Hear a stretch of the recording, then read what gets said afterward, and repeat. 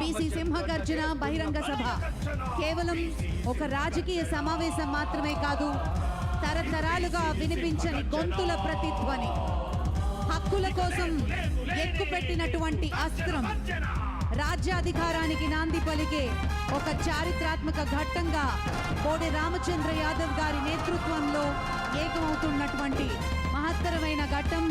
ఇందులో పాల్గొన్నటువంటి ఈ ప్రతి ఒక్కరికి పేరు పేరున కృతజ్ఞతలు తెలియజేసుకుంటున్నాము. ప్రతి వ్యక్తికి ఒక ఆలోచన ఉంటుంది. ప్రతి ఆలోచన వెనక ఎన్నో సంవత్సరాల కృషి, ఎంతో శ్రమతో కూడినటువంటి అంశాలు. ప్రతి విషయం మీద మనకంటూ ఒక భావం ఉంటుంది, ఒక ఒపీనియన్ ఉంటుంది. ఆ ఒపీనియన్ ఎందుకు వచ్చింది, ఎక్కడి నుంచి వచ్చింది అనే ఒక సంకల్పానికి ఆయన నాంది పలికారు. ఒక కష్టం వచ్చినప్పుడు మన కష్టాన్ని ఎవరైనా తీర్చే మనిషి ఉన్నాడా అని వెతికినప్పుడు ఒక టార్చ్ బేరర్ గా నిలబడ్డాడు. పేదల పాలిటి పెన్నిధిగా, కష్టాల పాలిటే ప్రతి ఒక్కళ్ళని పేరు పేరున మనసులోంచి వచ్చినటువంటి అభిమానాన్ని సొంతం చేసుకోవడం ఒక సామాన్యమైన విషయం కాదు. హక్కుల కోసం ర్యాలీలు, సమావేశాలు, ఎలాంటి భేటీలకైనా, ఎంత పెద్దవారితో సమావేశానికైనా ఎదుగురు తిరగనటువంటి నాయకత్వం. ప్రముఖ నాయకులతోటి మర్యాదపూర్వకంగా భేటీ అయినప్పటికీ అభివృద్ధి కోసం ఎన్నో అంశాలపై చర్చలు చేయడం, రాష్ట్రానికి సంబంధించిన అంశాలని ప్రతిపాదించడం, దేవాలయాల సందర్శించడం, అలాగే ఆధ్యాత్మికతో కూడినటువంటి భావం ప్రతి ఒక్కరిలో ఉండాలి. అదే నిజమైన నాయకత్వ లక్షణం అని నమ్మిన నాయకత్వం ఆయనది. ఒకవైపు విద్య, ఉపాధి, ఆరోగ్యం, సామాజిక శ్రేయస్సు, స్థానిక ప్రజల్లో ప్రత్యక్ష చర్చలు, ఇలా సమస్యలను ప్రభుత్వం దృష్టికి తీసుకువెళ్లడం మాత్రమే కాదు, ప్రజల బాధను తన బాధగా భావించే నాయకత్వం ఆయనకి మాత్రమే చెల్లింది. ఇది కేవలం మాటలు కాదు, చేతులతో చూపించే నాయకత్వం ఆయనకి మాత్రమే సొంతమైంది అనటంలో ఏమాత్రం అతిశయోక్తి లేదు. మనందరం చూస్తూ ఉన్నాం, ప్రతి ఒక్క పోరాటానికి ఆయన ఊపిరి పోశారు. ఆ పోరాటం ఒక సహాయాన్ని అందిస్తుంది అనే ఒక వ్యక్తిత్వంతో పాటు ఒక బలాన్ని ప్రతి ఒక్కరికి చేకూర్చారు. పడుగుల గొంతుకగా ప్రపంచనాన్ని సృష్టిస్తూ సమస్య ఏదైనా పరిష్కారం మాత్రం ఆయనే. ఒంట్లో బాలేకపోతే విటమిన్స్ వేసుకుంటాం, సప్లిమెంట్స్ వేసుకుంటాం. బాధ అనేది వస్తే, కష్టం అనేది వస్తే, బాధ అనేది వస్తే vitamin R, vitamin R Ramachandra Yadav గారికి గట్టిగా చప్పట్లతోటి సాదరంగా స్వాగతం పలుకుదాం.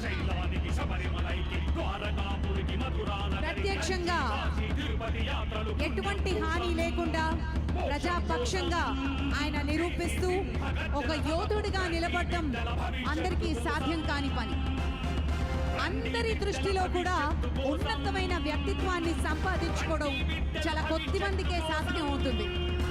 మన జాతి పిత మహాత్మా గాంధీ దగ్గర నుంచి ఎంతో మంది పెద్దలు భారతదేశాన్ని పరిపాలించినటువంటి, బ్రిటిషర్ల పరిపాలన నుంచి మనకి స్వాతంత్రాన్ని తీసుకొచ్చిన, మనకి ఎంతో స్ఫూర్తి అందించిన నేతలు చాలా మంది ఉన్నారు.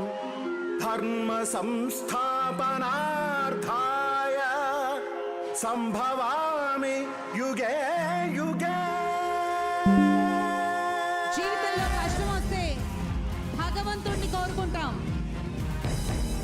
మన నిత్య జీవితంలో ఒక కష్టాన్ని పరిష్కారం ఎక్కడ దొరుకుతుంది అంటే దానికి care of address Shri Ramachandra Yadav గారు.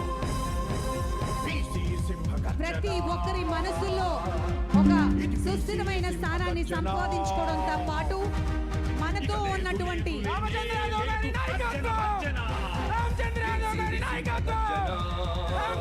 శ్రీ రామచంద్ర యాదవ్ గారికి స్వాగతం పలుకుతూ శ్రీకృష్ణ జాంబవతి మన హక్కుల కోసం ఐకమత్యంతో అధికారం కోసం జరిగే నిజాయితీ చేస్తున్న గర్జన. అక్రమార్కులను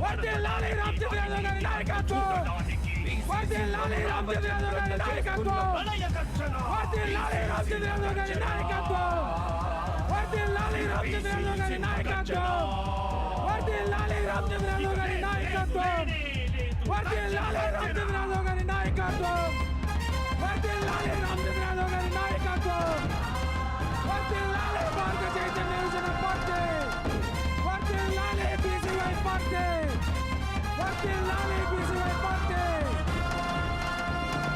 ఏ ప్రభుత్వమైనా బీసీలకు చేసింది ఉచిత వాగ్దానాలే.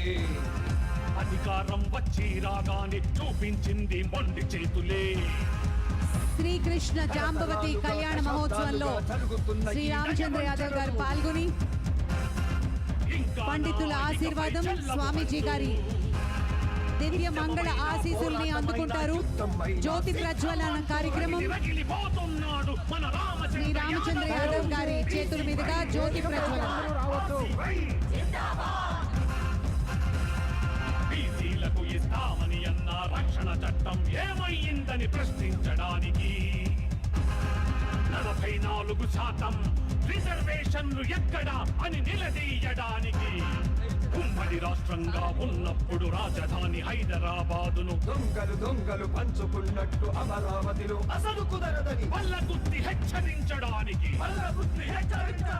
బీసీలకు వాటాలు, ఉద్యోగాలు, అభివృద్ధి నిధులు వెంటనే అమలు చెయ్యాలి అని చట్టసభలు మారుమ్రోగడానికి ఉద్యమమైన పోరాటమైనా యుద్ధం అయినా సిద్ధం అంటూ ఉద్యమమైన పోరాటమైన యుద్ధం అయినా సిద్ధం అంటూ ఓటెత్తుతూ మన రామచంద్రన్న చేస్తున్న రణగర్జన. బీసీ సింహ గర్జన, ఇది బీసీ సింహ గర్జన. పైన వస్తున్న వాళ్ళందరూ ఆగాలి. దయవుంచి అందరూ వెనక్కి వెళ్ళండి. ఎంతో క్రమశిక్షణగా మనం కార్యక్రమం జరుపుకుని దయవుంచి వెనక్కి వెళ్ళండి. దయవుంచి కుర్చీలో కూర్చోండి.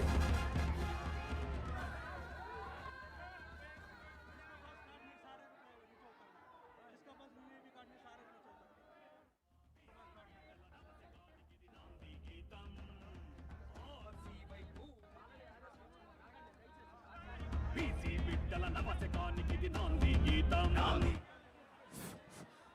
బీసీ సోదరులారా, మహానాయకులారా, యోధులారా, సైనికులారా, రామచంద్ర యాదవ్ అన్న మన కోసం తరలి వచ్చాడు. దయచేసి మీ ఆవేశాన్ని, ఆనందాన్ని కొంత కంట్రోల్ చేసుకొని అన్న ప్రసంగాన్ని కంటిన్యూ చేసేదానికి కోఆపరేట్ చేయాలని మనస్ఫూర్తిగా కోరుకుంటున్నాను.